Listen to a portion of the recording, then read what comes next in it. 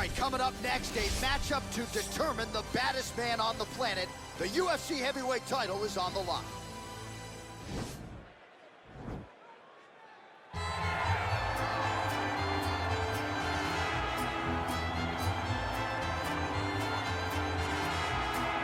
Well, for a long time, he's been mentioned with the baddest men on the planet. For a long time, though, the title fight eluded him. Not anymore. Here he is, the #1 heavyweight contender, finally making this walk and cracking a smile. He's waited a long time for this. He's not expecting a 25-minute war. He believes he has the power and the skills to get this thing done quickly.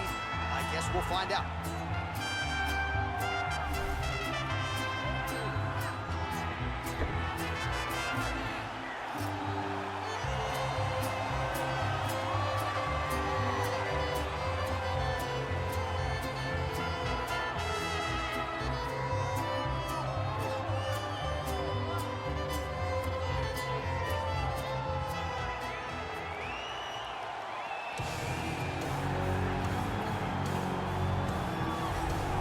All right, so here he is making his way to the octagon for another heavyweight title defense. This has been the baddest man on the planet now for several years, and he has taken on all comers more often than not, leaving them twitching on the canvas. Knockout power for days. The question is tonight, with a challenge like this, can he walk out the way he came in as the undisputed UFC heavyweight champion of the world?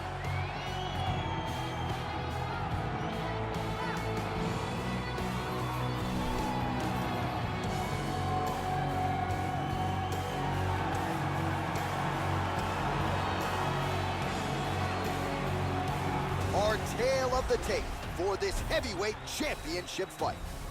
So a more than 5-year gap between these two fighters when it comes to the age, with similar height and some differences in reach. Here's Bruce Buffer.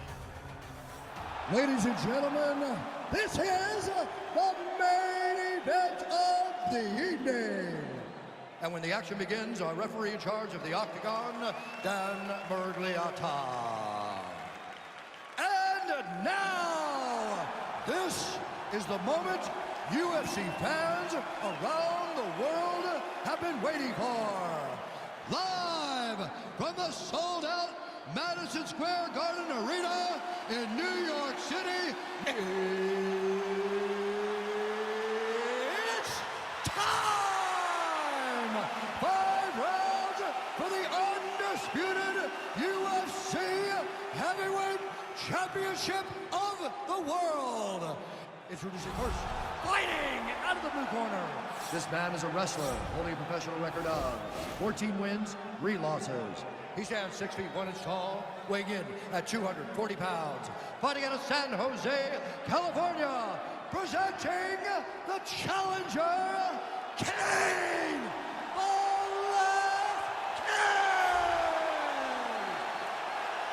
And now, introducing the champion, fighting out of the red corner. This man is a wrestler, holding a professional record of 5 wins, 3 losses. He stands 6 feet 3 inches tall, weighing in at 265 pounds.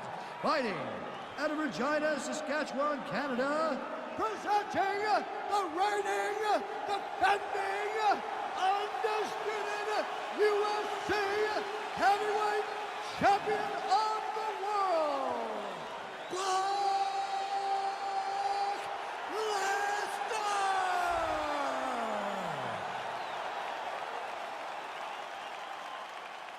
All right, this is for the UFC Championship. I want you to obey my commands at all times, protect yourself at all times. I want a nice, clean, safe fight. Touch gloves, back your corners, come out fighting.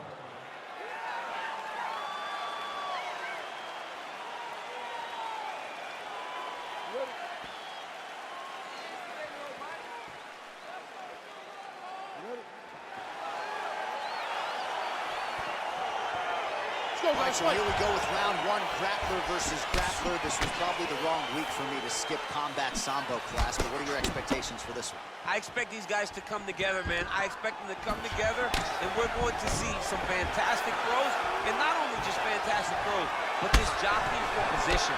Even though it may not look like these guys are doing much, the little details in the underhooks, in the clinches, in the foot position, head position, is going to be very interesting to watch.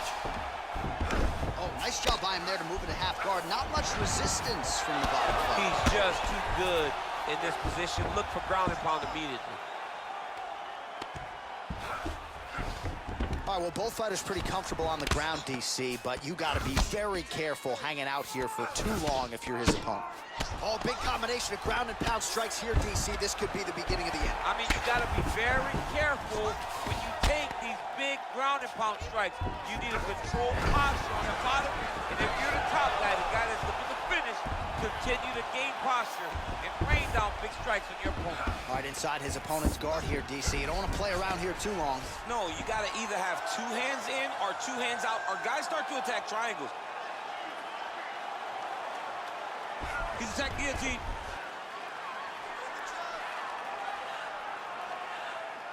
He might get a finish here. And this might just be a matter of time.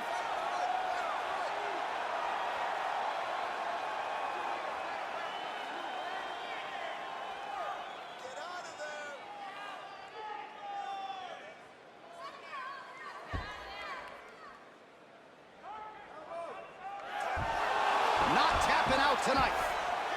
All right, full guard here, DC. What does he need to do to improve position? Well, he's got to start to build his posture, get some damage off, move to half guard, which in turn leads to more opportunities for advancement. If you're on the bottom, you got to anticipate those movements the moment he tries to move to the next position. You build a shield, get back to your feet, or dig an underhook to try to get a reversal or a sweep.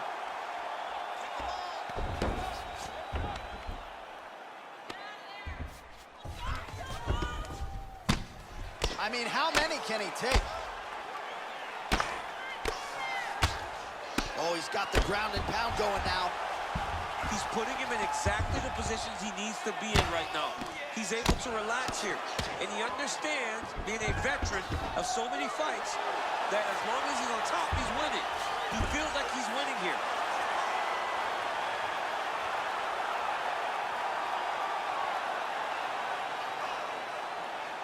He is doing a really good job of relaxing, not panicking because he's getting choked. He takes his opponent to his...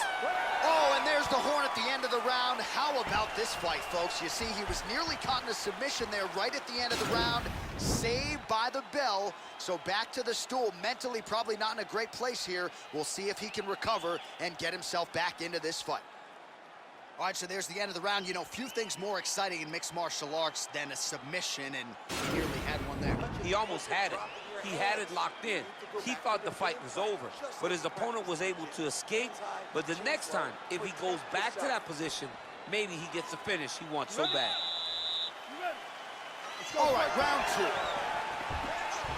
Well, really using his reach advantage there with that punch, DC.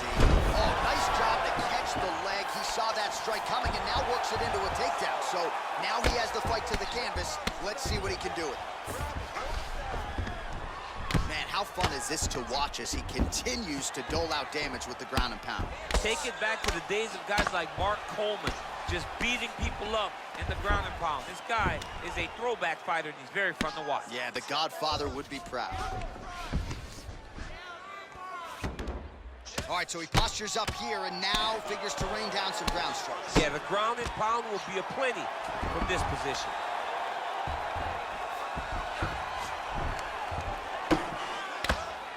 Oh, his opponent squirming like a fish out of water now. The ground and pound is on point. This could very well be the beginning of the end. This could be the beginning of the end. We've seen some really good ground and pound fighters. This young man is as good as any we've ever seen.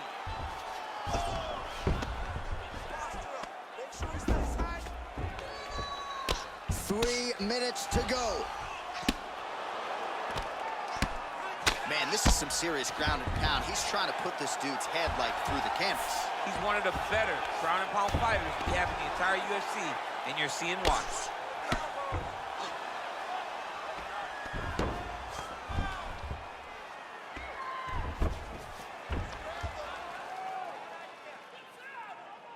Come on, keep busy, keep busy.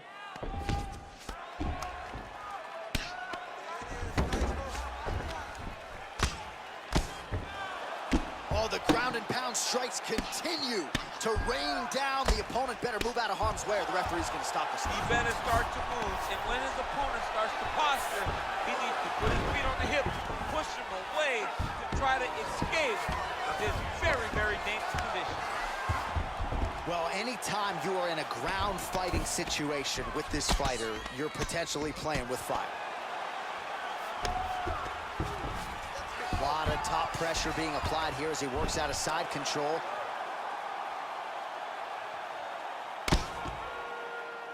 All right, he's very comfortable fighting off his back, DC. Now looks like he's trying to hip escape. Yeah, he's trying to hip escape or maybe look for a Kimura here.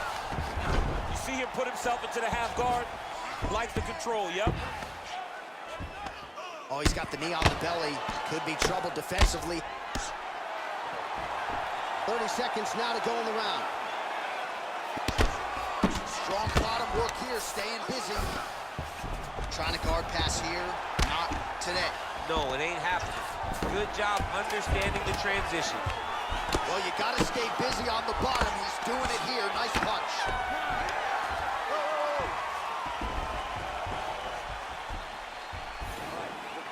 No big deal. Just a little scratch. Don't mind the blood.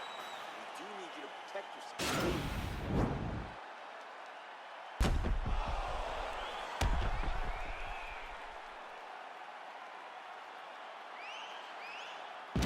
All right, so there's the horn. That means it's the end of the round. And get that man a singlet, man, right? Offensive wrestling on point tonight. That was a tutorial. That was every single takedown you could secure in a fight. He did it all the right way. He's beating his opponent to the finish before he can try to sprawl and respond. He's a step behind.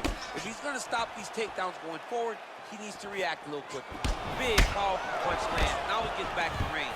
Oh, nice pop there from the crowd as he finally gets the takedown. He stayed committed to the offensive wrestling, and now he has his opponent where he wants. A sigh of relief from the people watching because they were tired of watching him flail around trying to get takedowns and get defended over and over again. Finally gets it. Now what does he do with the top control? All right, bottom fighter here, maybe looking to hip escape, DC. All right, we'll see if he can apply pressure inside his opponent's guard here, DC. Oh, trying to pass here, but Dikembe Mutombo style, he gets denied. Blocked! Great job blocking that pass by the bottom fighter. Bottom fighter trying to control posture, unable to do so. And now he's in a lot of danger. He's got to grab that head or he's going to get blasted. Pretty good work with the strikes here off of his back by Cain Velasquez.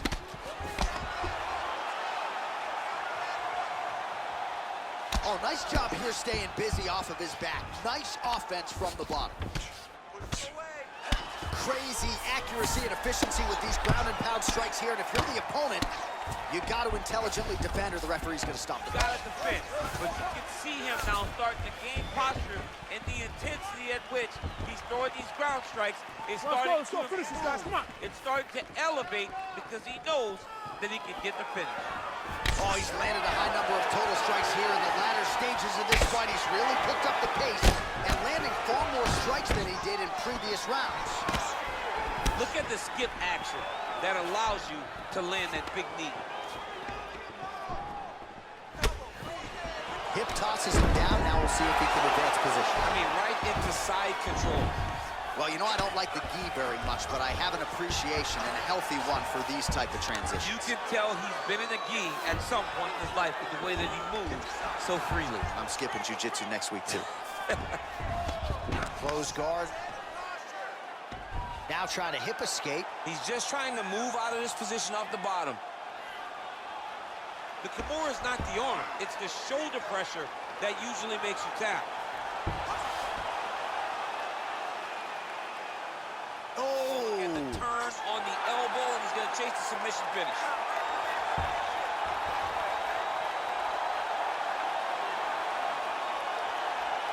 Oh, there's the tap. He got the finish. What a beautiful Kimura finish by this great fighter. And I don't care how high your threshold is for pain. When you're in that compromised state, better to tap and fight another day. It's so crazy because people think the pressure's on your arm. It's all your shoulder. When somebody has a really good Kimura, it feels like they're gonna break your shoulder. That's why you have to tap.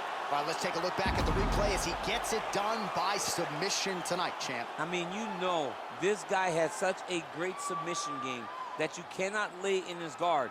He's so skilled, he's so tricky, and he's so good at weaving a web that gets you lost in it that he made him pay for it tonight and got the submission victory.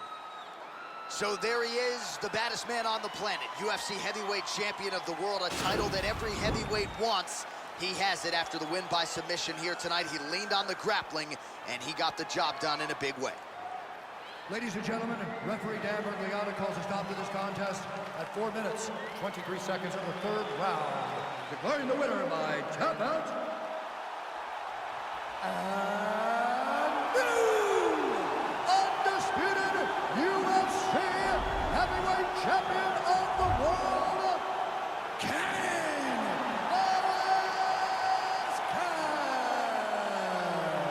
So how about it? There is a new baddest man on the planet, the new UFC heavyweight champion. And he didn't just come in here and win on points here tonight. He submitted the defending, reigning UFC heavyweight champion, takes the belt into his corner, and this is just an amazing moment for fighter and coach and team. The celebration is on for the new UFC heavyweight champion of the world.